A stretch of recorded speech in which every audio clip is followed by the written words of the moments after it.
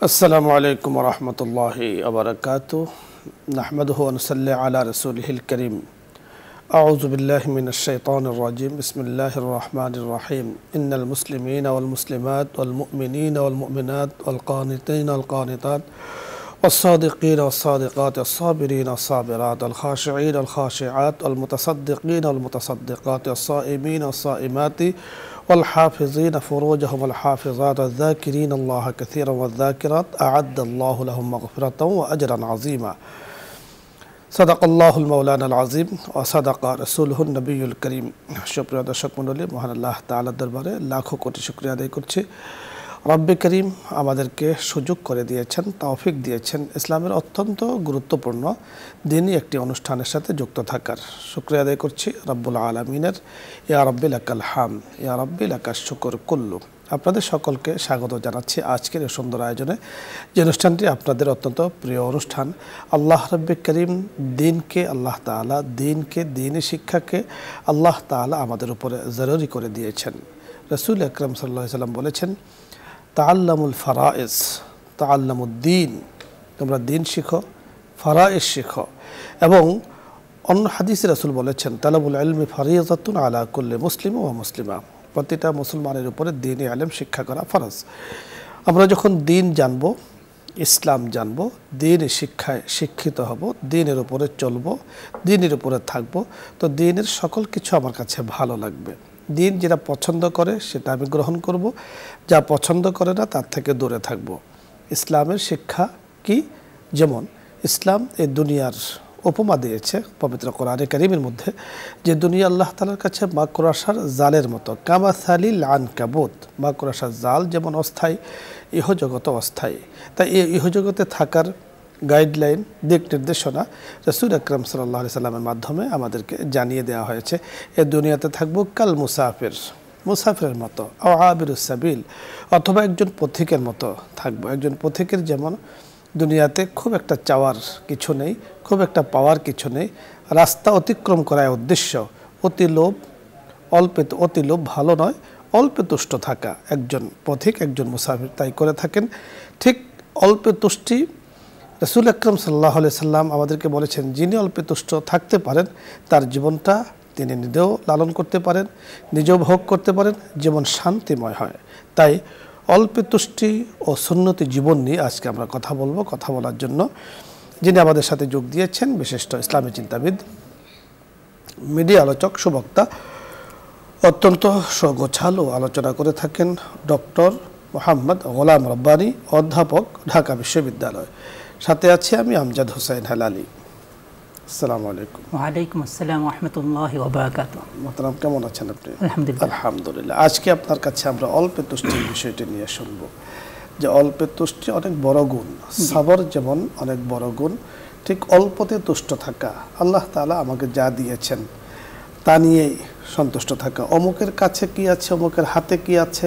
অমুক কেমন চলছে সেদিকে না তাকিয়ে আমি কেমন আছি আল্লাহ কেমন রেখেছেন এর মধ্যে কিন্তু শান্তি এবং রাহাত আমরা ইতিহাসের মধ্যে যতটুকু দেখেছি যে যাদের ভেতরে অল্পে তুষ্টি নেই তাদের শুধুমাত্র না পাওয়ার বেদনা আর পাওয়ার যাতনা তাদেরকে অনেক কষ্ট দেয় তা আপনার কাছে এই অল্পে তুষ্টি এবং সুন্নতের জীবন নিয়ে আমরা কথাগুলো শুনবো জাযাকাল্লাহ মুহতারাম আমরা আপনার থেকে আয়াত শুনতেছিলাম ওয়াল কানিতিনা ওয়াল কানিতাত যারা অল্প তুষ্টি অর্জন করে সেই পুরুষ হোক মহিলা হোক তাদের ব্যাপারে বলা হয়েছে আদাল্লাহুল জান্নাহ আল্লাহ তাআলা তাদের জন্য জান্নাত নির্ধারণ করেছেন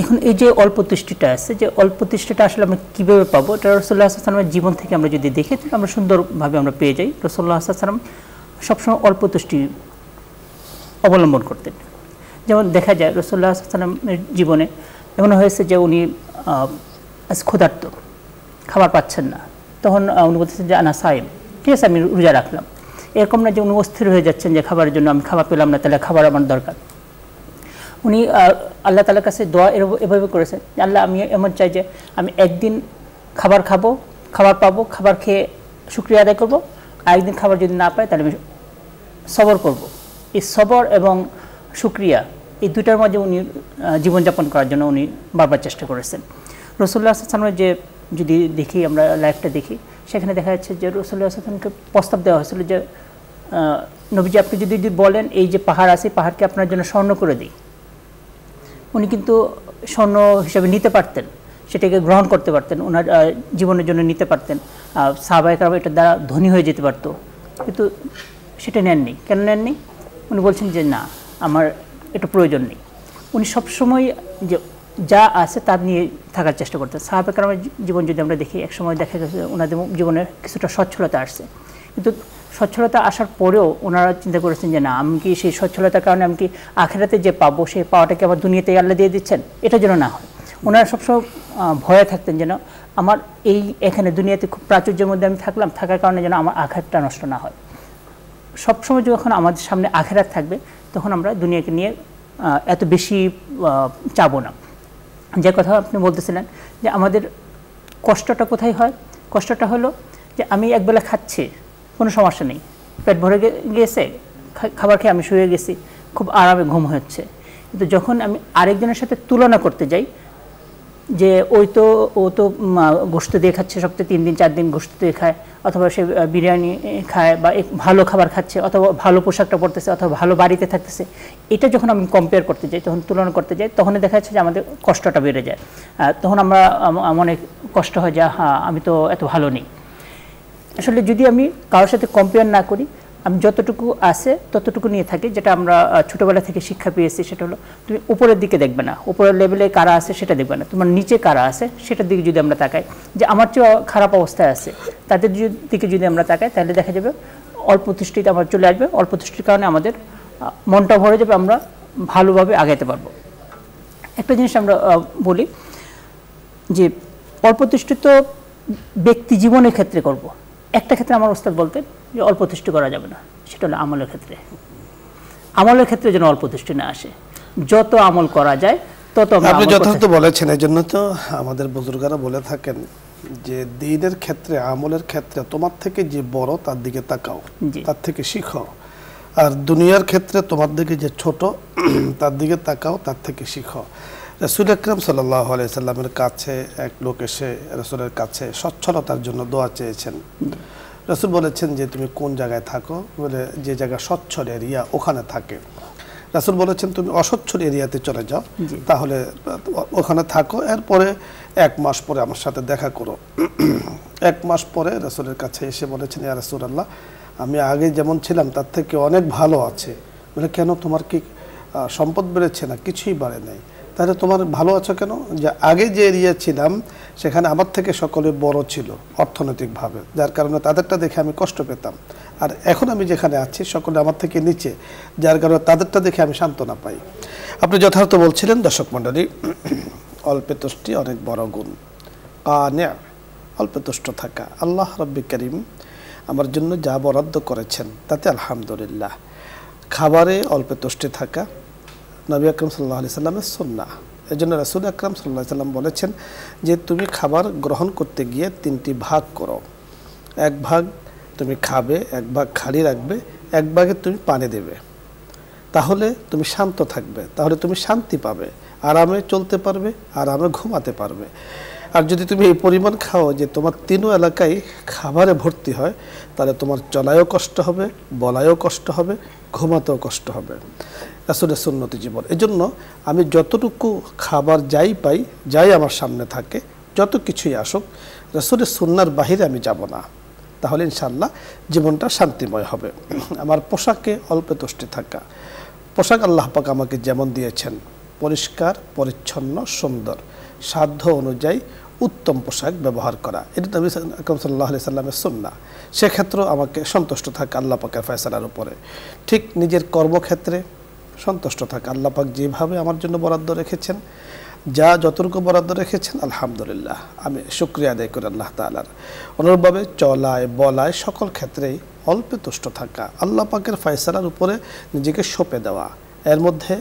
এর জন্য এগুলো করার মাধ্যমে আমরা পাবো শান্তিময় এক জীবন, সুখময় এক জীবন, যে জীবনে শুধু শান্তি, না পাওয়ার কোনো বেদনা নেই, না পাওয়ার কোনো কষ্ট নেই, আল্লাহ রাব্বে করিম আলহামদুলিল্লাহ আমাকে দেখেছেন, আমাকে দেখছেন, সকল কিছু আমার জন্য করছেন। আমি যতটুকু চাই, যতটুকু আল্লাহ পাক আমার জন্য বরাদ্দ রেখেছেন, সেটা ইন্তেকালের আগে আল্লাহ পাক আমাকে দেবেনই। আল্লাহ তাআলা আমাদেরকে কথাগুলো বোঝার তৌফিক দান করুন। এই যে অল্পে তুষ্ট থাকার যে পুরস্কার আল্লাহ পাক সূরাতুল আহজাবে ঘোষণা করেছেন, আ'আদ্দাল্লাহু লাহুম মাগফিরাহ, তাদের জন্য আল্লাহ পাক প্রস্তুত রেখেছেন ক্ষমা আর ওয়া আজরান আযীমা, মহাপুরস্কার। এই মহাপুরস্কার আল্লাহ তাআলা দুনিয়াতেও দিতে পারেন, মহাপুরস্কার পরকালও দিতে পারেন। যখন আমার জন্য প্রয়োজন হবে তখন আল্লাহ তাআলা এই পুরস্কার আমাকে আপনাকে দান করবেন। আমরা রব্বে করিম থেকে মহাপুরস্কার নেব। আল্লাহ তাআলা আমাদেরকে সেই তৌফিক দান করুন। আলোচ্য বিষয় নিয়ে আপনাদের যদি কারো কোনো প্রশ্ন, কোনো কিছু বোঝার, জানার থাকে, আপনি প্রশ্ন করতে পারেন, অথবা ইসলামের যে কোনো মাসলা মাসাইল, দৈনন্দিন জীবনে ইসলাম পালন করতে গিয়ে কোনো মাসাইলের প্রয়োজন হয়, আপনার জানার প্রয়োজন হয়, আমরা আপনাকে জানিয়ে দিব, চেষ্টা করব, সহযোগিতা করব। প্রথমে যিনি আছেন, আসসালামু আলাইকুম ওয়া রাহমাতুল্লাহ। দর্শক, ওয়ালাইকুম সালাম ওয়া রাহমাতুল্লাহ। হুজুর ভালো আছেন? জি আলহামদুলিল্লাহ, আল্লাহ তাআলা ভালো রেখেছেন। হুজুর আমি ধরমপাশা সুনামগঞ্জ থেকে ইনুজ বলছিলাম। জি ইউনুস ভাই, প্রশ্ন আমার দুইটা প্রশ্ন হুজুর। প্রথম প্রশ্ন হলো যে সালাতের আবিধানিক অর্থ কি? 2 নম্বর প্রশ্ন হলো, আমরা জানি হুজুর এই দুনিয়াটা চিরস্থায়ী নয়, মৃত্যু অবধারিত, এটা জেনেও মানুষ ক্ষমতা, অর্থ, নারীর পিছনে অবিরত ছুটছে। এর কারণ কি কোরআন হাদিসের আলোকে ব্যাখ্যা করবেন? আপনাকে শুকরিয়া, আমরা কথা বলছি, আপনি শুনতে থাকুন। যে প্রথম বিষয়টা ছিল সালাত। সালাতের শাব্দিক অর্থ হলো অনেকগুলো আছে, অনেক অর্থ আছে। একটা হলো দোয়া, একটা অর্থ হলো দুরুদ, রসুলের উপর যে দুরুদ পড়া হয় সেটা অর্থ হয়। এখানে যেটা আমরা নামাজের ক্ষেত্রে যে নামাজ যেটা সালাত বলতে, সেটা হলো দোয়া অর্থে। দোয়া দোয়া কীভাবে? আমরা যখন আলহামদুলিল্লাহ আলামিন রহমান রহিম মালিক ইয়াউমিদ্দিন ইয়্যাকা না'বুদু ওয়া ইয়্যাকা নাস্তাঈন, এই যে বলতেছি ইয়্যাকা না'বুদু ওয়া ইয়্যাকা নাস্তাঈন, এটা এক ধরনের দোয়া। ইহদিনাস সিরাতাল মুস্তাকিম, এটা দোয়া। এভাবে আরও যে আয়াতগুলি পড়া হয় সেগুলি দেখবেন দোয়া হিসেবে আখ্যায়িত হয়। এবং আমরা সূরা ফাতিহার পরে আমিন বলি। আমিন বলি কেন? এটা দোয়া করা হয়েছে, এই জন্য আমরা আমিন বলতেছি। এভাবে দোয়ায়ে মাসুরা যে পড়া হয়, আল্লাহুম্মা ইন্নী যালামতু নাফসি যুলমান কাসীরা ফাগফির লি মাগফিরাতাম মিন ইনদিকা, এগুলো পুরা দোয়া। আপনি যথার্থ বলেছেন। লগাবি অর্থাৎ আবিধানিক যে অর্থ সালাতের, আপনি অত্যন্ত চমৎকার বলছিলেন যে সালাতের নিসবত যখন যার দিকে হয় সেই হিসেবে অর্থ হয়। জি জি। যদি সালাতের সম্পর্কটা বান্দার দিকে হয় তাহলে হবে দোয়া, তাহলে দোয়া কামনা করা, তলবে রহমত কামনা করা।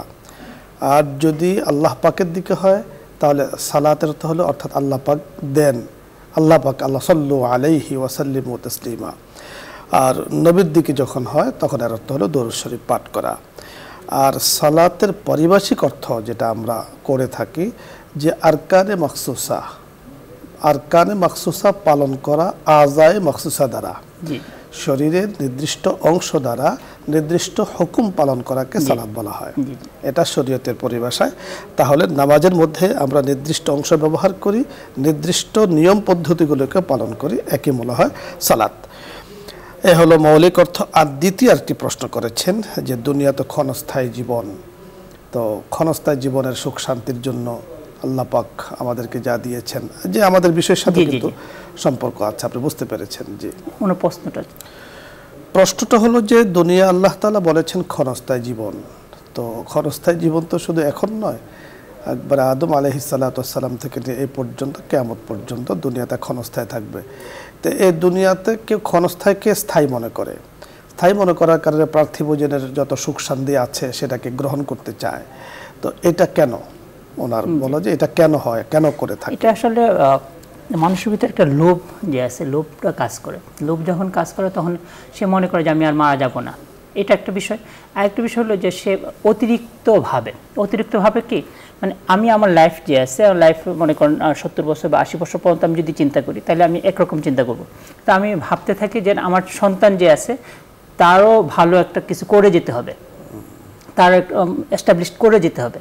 এই যে ভাবনাটা আছে, এই অতিরিক্ত ভাবনাটা, এটাকে আমরা অতিরিক্ত ভাবনা, এটা কিন্তু মানুষের জন্য ক্ষতিকর। এবং এটার কারণে দেখা যাচ্ছে যে তারা ওই ক্ষণস্থায়ী নিজে ভাবে না, বরং ওগুলির জন্য অনেক কিছু করার চেষ্টা করে। আমি সবসময় পরামর্শ দিয়ে থাকি, বাচ্চাদের জন্য ভাববেন না, বাচ্চাদেরকে ভালো মানুষ করে যান, ইনশাল্লাহ আল্লাহ তাআলা তাদের রিজিকের ব্যবস্থা করবেন। এটা তো আমাদের একটা প্রবাদ বাক্য আছে, সন্তানের জন্য সম্পদ রেখে যাওয়া থেকে তাদেরকে সম্পদ বানিয়ে যাওয়া, যা দেশ ও জাতির জন্য, দিন ও ইসলামের জন্য অনেক উপকারী।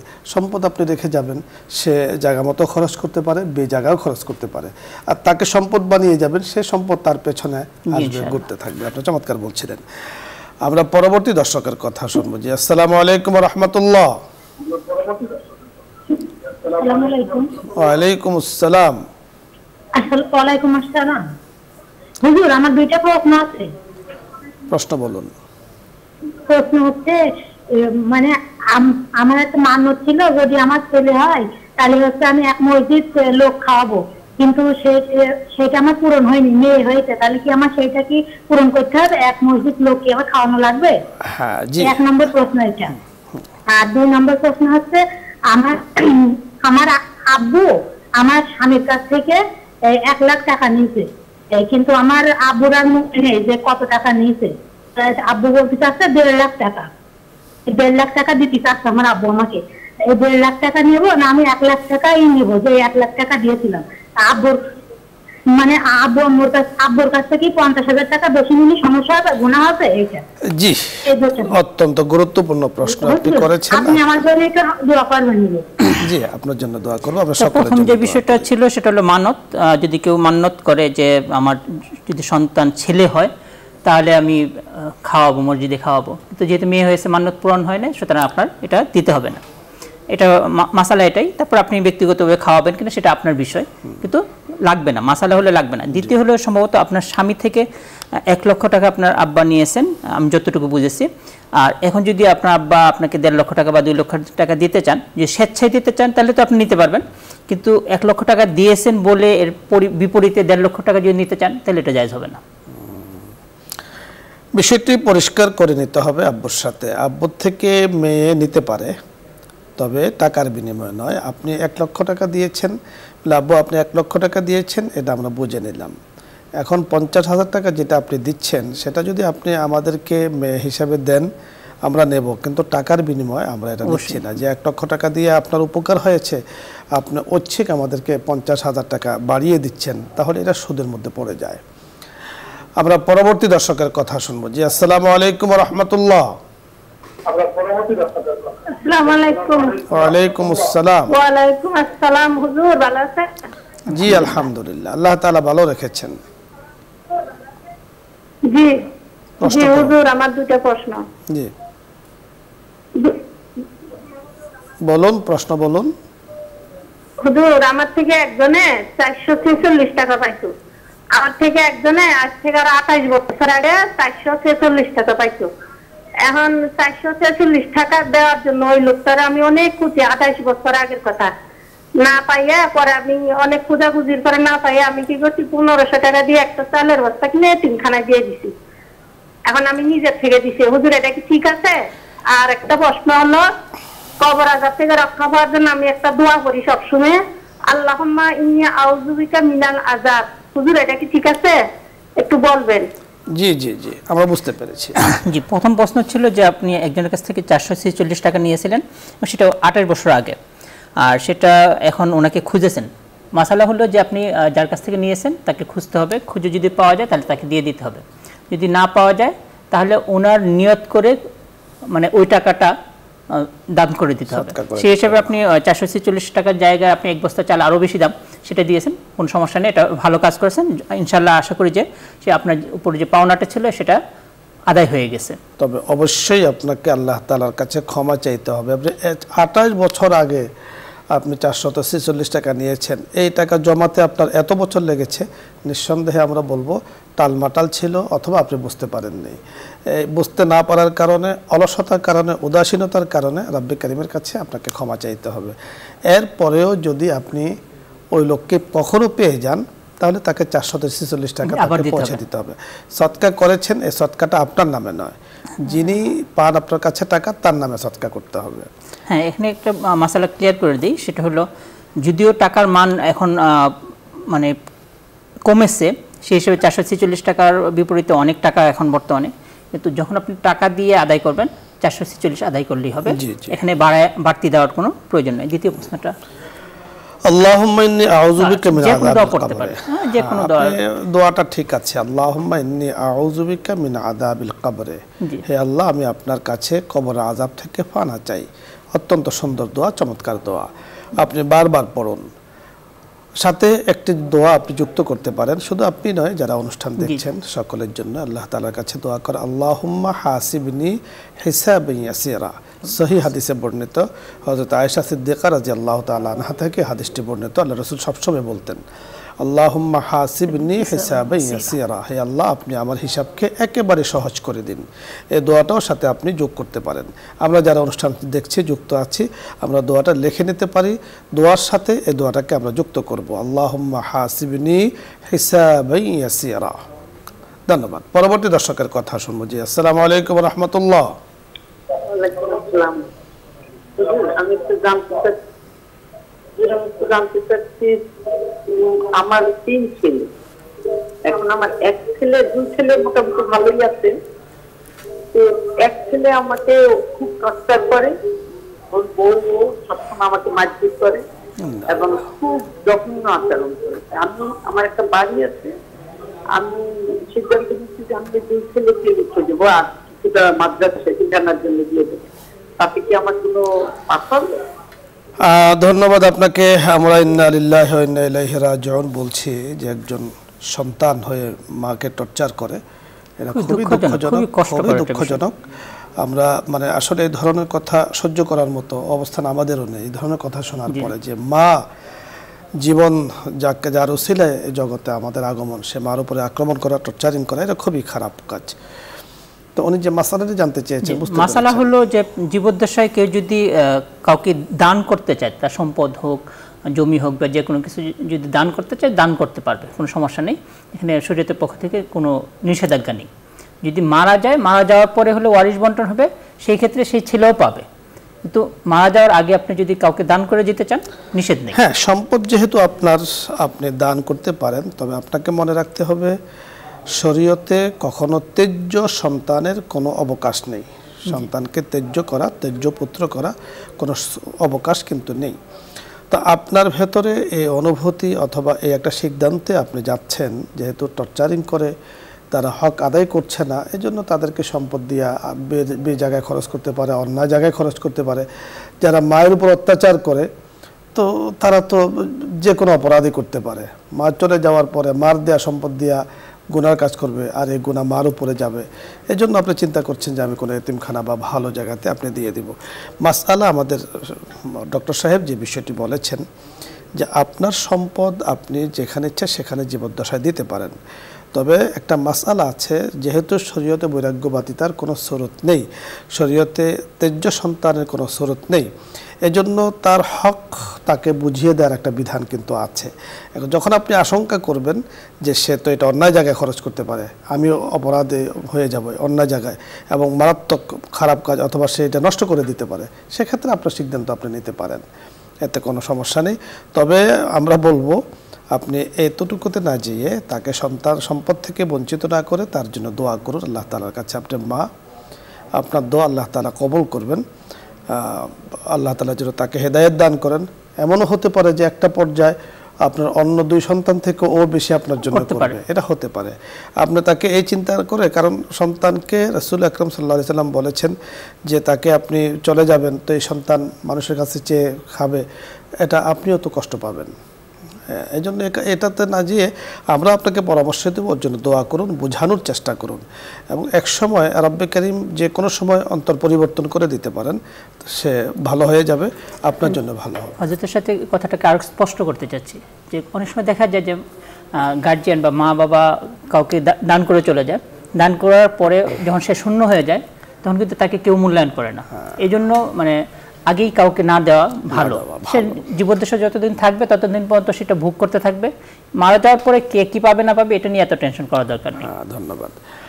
আমরা পরবর্তী দর্শকের কথা শুনবো। জি, আসসালামু আলাইকুম ওয়া রাহমাতুল্লাহ। ওয়া আলাইকুম আসসালাম ওয়া রাহমাতুল্লাহি ওয়া বারাকাতুহু। টিভির ভলিউম কমিয়ে কথা বলুন। বলছিলাম সিদ্দিকুর রহমান। আপনি টিভির ভলিউম কমিয়ে নেন, এরপরে কথা বলুন। জি, কমিয়ে নিয়েছি। আমি সিদ্দিকুর রহমান ফরিদপুর থেকে বলছিলাম। জি, সিদ্দিকুর রহমান। আপনাদের মুখেই কয়েকবারই শুনেছি যে আপনার সহিহ হাদিস, বুখারীর শেষ হাদিস যেটা আপনারা বলেছেন, সে হাদিসের সঙ্গে আমি বইতে আর একটু বাড়তি পেয়েছি। সুবহানাল্লাহ ওয়া বিহামদিহি সুবহানাল আযীম ওয়া বিহামদিহি আস্তাগফিরুল্লাহ, এইটুকু পেয়েছি। সুবহানাল্লাহ ওয়া বিহামদিহি সুবহানাল আযীম ওয়া বিহামদিহি আস্তাগফিরুল্লাহ। এটুকু বাড়তি পড়াটুকু ভুল আছে নাকি শুদ্ধ আছে? আপনাকে ধন্যবাদ। জি, বুখারী শরীফের শেষের যে হাদিসটা আছে সুবহানাল্লাহি ওয়া বিহামদিহি সুবহানাল্লাহিল আযীম, এতটুকুই আছে। হ্যাঁ, আর ওই যে সুবহানাল্লাহি ওয়া বিহামদিহি, আপনি শুনতে থাকুন, আমরা বলছি, আপনি শুনতে থাকুন, আপনাকে বুঝিয়ে বলছি। সুবহানাল্লাহি ওয়া বিহামদিহি সুবহানাল্লাহিল আযীম ওয়া বিহামদিহি আস্তাগফিরু, এই দোয়াটা অনেক সুন্দর একটা দোয়া। এটা আমি ব্যক্তিগতভাবে আমল করে থাকি, আজ সকালেও আমল করেছি। সেটা হলো কোনো একটা উদ্দেশ্য পূরণের জন্য যে আল্লাহর কাছে যদি 100 বার ফজরের সময় বলা যায়, আল্লাহ তাআলা মানে উদ্দেশ্য পূরণ করে। এটা হলো আমরা যে ইজা জা নাসরুল্লাহি ওয়াল ফাত যে সূরা আছে, সূরা নাসর, ওখানে আল্লাহ তাআলা বলে দিয়েছেন যখন মানে বিজয় আসবে, বিজয় আসার পরে তুমি করো, আল্লাহ তাআলার শুকরিয়া আদায় করো। ইজা জা নাসরুল্লাহি ওয়াল ফাত ওয়া আয়াতান নাস ইয়াদখুলুনা ফি দীনিল্লাহি আফওয়াজা ফাসাব্বিহ বিহামদি রাব্বিকা ওয়াস্তাগফির। ফাসাব্বিহ বিহামদি রাব্বিকা, যে আমরা যেটা বুখারী শরীফের শেষে আয়াতটুকু নিলাম, ওয়াস্তাগফির এখানে অবিহামদি আস্তাগফির। তো এই দুটো মিলিয়ে এটা একটা দোয়া, এটা বুজুর্গানের দিন করে থাকেন, এটা সরাসরি কোনো হাদিস না। সিদ্দিক ভাই, আপনি প্রায় আমাদের কাছে মাসালা জানেন। আমরা যেটা বলেছি, যেটা আমরা বুখারী শরীফে সরাসরি দেখেছি, আমরা শুনে বলিনি, আমরা দেখে পড়ে আপনাকে বলেছি। বুখারী শরীফের মধ্যে আরও আছে কালিমাতানে, হাবিবাতানে, সাকিলাতানে, এইভাবে আছে লম্বা চড়া হাদিস। তো শেষ হাদিস করা হয়েছে সুবহানাল্লাহিল আযীম, এতটুকু বুখারী শরীফে এতটুকুই আছে। এখন আপনি যেমনটা আমাদের মুফতি সাহেব আপনাকে বলে দিয়েছেন, আপনি সুবহানাল্লাহ বিহামদিহি আস্তাগফিরুল্লাহ পড়তে পারেন, এতে কোনো সমস্যা নেই, অর্থগত কোনো সমস্যা নেই। কিন্তু বুখারী শরীফের হাদিস হিসাবে আপনাকে আযীম পর্যন্ত পড়তে হবে।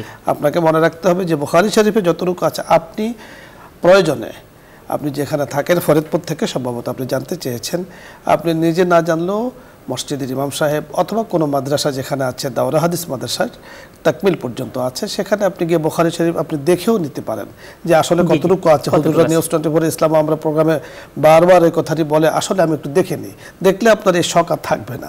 আশা করছি আপনি বাংলাও অনেক অনুবাদও পাওয়া যায়, সেখানেও আপনি পাবেন, একই পাবেন। পরবর্তী দর্শকের কথা শুনবো। জি, আসসালামু আলাইকুম ওয়া রাহমাতুল্লাহ। আসসালামু আলাইকুম। ওয়া আলাইকুম আসসালাম ওয়া রাহমাতুল্লাহ।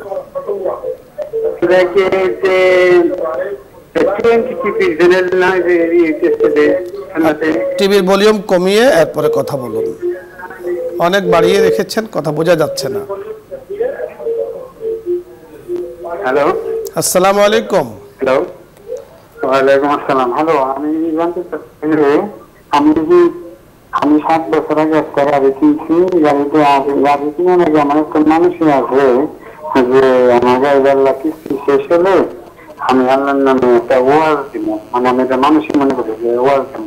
তো এখন আমি গাড়ি কিস্তি শেষ করছি, কিন্তু আমি ঋণ পাতে আছি, দিতে পারতেছি না ওয়াজটা।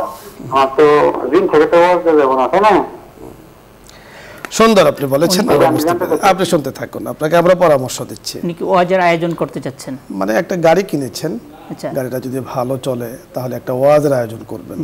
তো এখন তো ঋণ করে গাড়ি কিনছেন, এখন তো ওয়াজ দিতে পারছেন না, সেজন্য ওনাকে কি পরামর্শ দেবেন? এটার ব্যাপারে আমি বলবো যে আপনি যেহেতু নিয়ত করেছেন ওয়াজের জন্য অনেক বিশাল প্যান্ডেল লাগবে এবং এরকম কিছু না, আপনি একজন হুজুরকে দাওয়াত করেন, আপনার মসজিদের মধ্যে বসলো, সবাই মিশে বসলো, উনি ওয়াজ করলেন, ওনার যাতায়াতের ব্যাপারটা আপনি একটু দেখলেন বা ওনাকে দাওয়াত দিয়ে নিয়ে আসলেন। মসজিদের ভিতরেও ওয়াজ হতে পারে, খালি মাঠেও হতে পারে, ছোটোখাটো করে হয়ে যেতে পারে। একটা বিশাল ওয়াজের আয়োজন করতে হবে কোন কথা না। তবে আরেকটা কথা বলে দিই, যখন যে কিছুদিন পর ওয়াজের আয়োজন শুরু হবে, সেখানে আপনি যদি কিছু আংশিক দিয়েও থাকেন তাহলেও সেই আপনি যে নিয়ত করছেন সেটাও আদায় হয়ে যাবে। হ্যাঁ, আপনি ফুল সুন্দর বলেছেন। আপনাকে পেমেন্ট করতে হবে কোন কথা না। আপনাকে আমরা নবীদের একটি ঘটনা শোনাবো, তাহলে আপনার জন্য খুব সহজ হবে। হযরত আইয়ুব আলাইহিস সালাতু ওয়াস সালাম যখন অসুস্থ হয়ে পড়েছেন, তখন শয়তান বিভিন্নভাবে ওনাকে ধোঁকা দিচ্ছিল। এক পর্যায়ে ওনার সাথে যে ওনার স্ত্রী ছিলেন বিবি রহিমা, ওনার সম্পর্কে আইয়ুব আলাইহিস সালামকে কাছে বলেছেন যে আপনার স্ত্রী এই করেছে সেই করেছে। তখন উনি শপথ করেছিলেন যে যদি আমি ভালো হই তাহলে তোমাকে 100 বেদ দেব।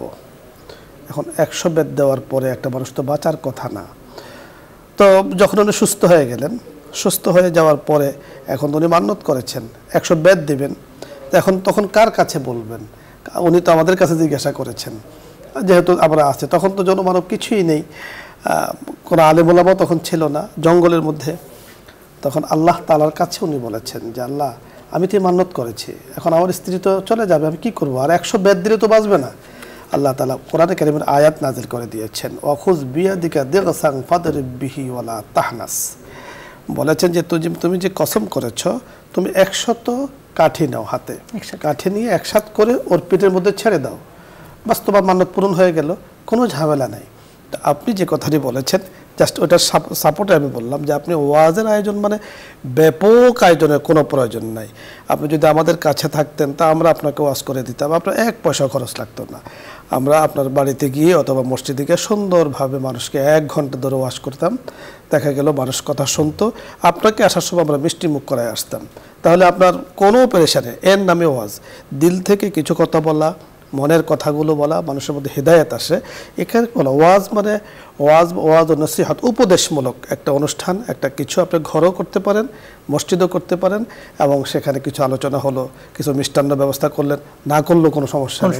হ্যাঁ, এটাকে আপনি খুব বড় করে আপনি আবার ঋণ করে ওয়াজ করবেন না, এটা একেবারে আমরা আপনাকে পরামর্শ দেব না। এই জন্য আপনার জন্য কিন্তু নবীর এই কাহিনী আপনাকে শোনাইলাম, ঘটনা শোনাইলাম, যাতে আপনি এখান থেকে কিছু অর্জন করতে পারেন। জি শেখ, আপনাকে ধন্যবাদ, অনেক সুন্দর আলোচনা আজকে আপনি আমাদের অনুষ্ঠানে দর্শকদের জন্য উপহার দিয়েছেন। দর্শক মণ্ডলী, আমরা অনুষ্ঠানের একেবারে শেষ পর্যায়ে আছি। আল্লাহ রাব্বি কারীমের কাছে আমরা দোয়া করি আল্লাহ তাআলা যেন আমাদেরকে মাফ করে দেন। এবং আজকে আমরা যে বিষয় নিয়ে কথা বলেছি, অল্পে তুষ্টি, আল্লাহ তাআলা অল্পে তুষ্টিকারীদের জন্য আয়াত নাজিল করে দিয়েছেন সূরাতুল আহজাব, একেবারে আধা পৃষ্ঠা জুড়ে সে আয়াত। মুসলমানদের বিভিন্ন গুণাগুণ সেখানে উল্লেখ করা হয়েছে। মুসলমান নারী পুরুষ যারা দান করে, যারা সবর করে, যারা সত্য কথা বলে, যারা নিজেদের জীবনকে হেফাজত করে এবং যারা অল্পে তুষ্ট থাকে, তাদের পুরস্কার আল্লাহ তাআলা বলেছেন যে তারা আ'আদ্দাল্লাহু লাহুম মাগফিরা ওয়া আজরান আযীমা। আমরা রব্বে কারীমের কাছে চাই আল্লাহ আপনি আমাদেরকে ক্ষমা করে দিন।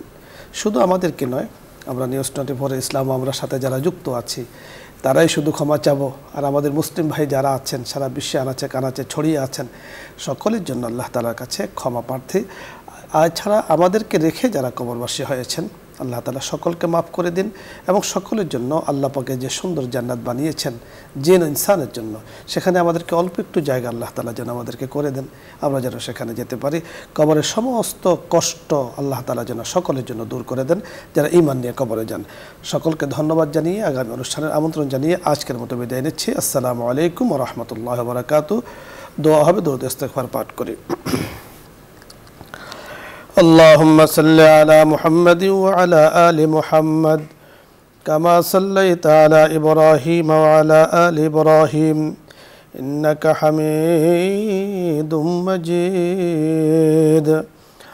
اللهم بارك على محمد وعلى آل محمد كما باركت على إبراهيم وعلى آل إبراهيم إنك حميد مجيد. أستغفر الله ربي من كل ذنب وأتوب إليه. لا حول ولا قوة إلا بالله العلي العظيم. الحمد لله رب العالمين والعاقبة للمتقين وعلى آله وأصحابه أجمعين. ربنا ظلمنا أنفسنا وإن لم تغفر لنا وترحمنا لنكونن من الخاسرين. رب ارحمهما كما ربياني صغيرا رب ارحمهما كما ربياني صغيرا يا كريم يا رحيم يا ذا الجلال والإكرام يا راحم المساكين اللهم لك الحمد كله ولك الثناء كله ولك الشكر كله ولك الأرض كله ولك السماوات كله يا أكرم الأكرمين يا كريم يا رحيم আমরা গুনাহগার বান্দারা আপনার শাহী দরবারে হাত তুলেছি কত বাবারা কত ভাইয়েরা কত মা ও বোনেরা আপনার শাহী দরবারে হাত তুলে আছেন মাওলাই করিম আমরা চাই আপনার ক্ষমা আমরা চিন্তা করে দেখেছি আমাদের পা থেকে নিয়ে মাথা পর্যন্ত ডাইনে বামে উপরে নিচে মাওলাই করিম বহু গুনার কারণে গুনার বোঝা বহন করা আমাদের পক্ষে সম্ভব নয় ওগো করিম যখন ডাক আসবে চলে যেতে হবে গুনাহ নিয়ে গিয়ে কবরের আযাব ভোগ করা এত কষ্ট করা আমাদের পক্ষে সম্ভব নয় মেহেরবানি করে আপনি আমাদের সকলকে মাফ করে দেন আল্লাহুম্মা ইন্না নাউযু বিকা মিন আযাবিল কবর আল্লাহুম্মা ইন্না নাউযু বিকা মিন আযাবিল কবর ইয়া করিম মাওলাই করিম ইয়া আল্লাহ আমাদের মুরব্বিরা যারা কবরবাসী হয়েছেন দুনিয়ার শুরু থেকে নিয়ে আজ পর্যন্ত যারা কবরবাসী হয়েছেন মাওলাই করিম এই প্রোগ্রামের সাথে যারা যুক্ত আছেন আমাদের এই দেশের মধ্যে যারা বসবাস করেছিলেন আজকে কবরবাসী হয়েছেন মাওলাই করিম বসুন্ধরা পরিবারের মধ্য থেকে যারা কবরবাসী হয়েছেন সম্মানিত চেয়ারম্যান মহোদয়ের যারা কবরবাসী হয়েছেন মাওলাই করিম আমাদের অনুষ্ঠান যারা দেখেন নিয়মিত প্রোগ্রাম দেখেন শোনেন ইয়া আল্লাহ যারা কবরবাসী হয়েছেন যারা এখানে আলোচনায় আসেন আলোচনা করেন তাদের যারা কবরবাসী হয়েছেন মেহেরবানি করে সকলকে আপনি মাফ করে দেন আল্লাহ দুনিয়ার সামান্য কষ্ট তো আমরা ভোগ করতে পারি না ইয়া আল্লাহ দুনিয়ার সামান্য কষ্ট হয় যখন আল্লাহ আমরা চিৎকার করতে থাকি কত মানুষ সাহায্যের জন্য দৌড়িয়ে আসে কিন্তু যখন কবরে চলে যাব একা কবরে থাকতে হবে চিৎকার হবে কেউ সাহায্য করার জন্য আসবে না ওই মুহূর্তে মেহেরবানি করিয়া আল্লাহ আমাদের কবরকে আযাব মুক্ত করিয়া আল্লাহ দৃষ্টির সীমানা সমপরিমাণ বড় করে দেওয়ার ব্যবস্থা করে দেন মাওলাই করিম আমরা যারা হাত তুলেছি আমাদেরকে মাফ করে দেন আমাদের দেশের জন্য সর্ব অবস্থায় খায়র কল্যাণের ফয়সালা করে দেন খাজানাগুলো আপনি নাজিল করে দেন জমিনের খাজানাগুলো উত্তোলন করে দেন অভাবীদের অভাবগুলো আপনি দূর করে দেন মাওলাই করিম সব ধরনের আল্লাহ শান্তির ফয়সালা আপনি করে দেন অশান্তিগুলো মেহেরবানি করে আপনি দূর করে দেন মাওলাই করিম মানুষের খারাপি থেকে ইয়া আল্লাহ জিন ও ইনসানের খারাপি থেকে আমাদের সকলকে আপনি হেফাজত করেন মাওলাই করিম ইয়া আল্লাহ আমাদের সকলের জন্য বরকতময় জিন্দেগির ফয়সালা করে দেন অল্পে তুষ্টির জিন্দেগির ফয়সালা করে দেন মাওলাই করিম মেহেরবানি করে চেয়ারম্যান মহোদয়কে আমাদেরকে ইয়া আল্লাহ মুসলিম জাহানের মধ্যে ইয়া আল্লাহ যারা বসবাস করছেন আপনার কালিমা মাওলাই করিম কালিমায়ে তাওহীদের উপরে প্রতিষ্ঠিত আছেন সকলের জন্য খায়র কল্যাণের ফয়সালা করে দেন ইয়া আল্লাহ ইহ এবং পরজগতে খায়র কল্যাণের ফয়সালা করে দেন মাওলাই করিম যে সময় চলে যাব ইয়া আল্লাহ কঠিন মুহূর্ত হবে সাকরাত শুরু হয়ে যাবে মাওলাই করিম ওই সময় আমাদের জবানে যেন কালিমা উচ্চারিত হয় ইয়া আল্লাহ সেই ফয়সালা আমাদের জন্য করে দেন মাওলাই করিম ইয়া আল্লাহ আপনার কাছে আপনার হাবিব যত কল্যাণ চেয়েছেন আমরাও চাই সেই ফয়সালা করে দেন যার থেকে ফানা চেয়েছেন আমরাও চাই সেই ফয়সালা করে দেন মাওলাই করিম আখিরি মুহূর্তে আমাদের জবানে এইভাবে কালিমা চালু করে দিয়েন লা ইলাহা ইল্লাল্লাহু মুহাম্মাদুর রাসূলুল্লাহ।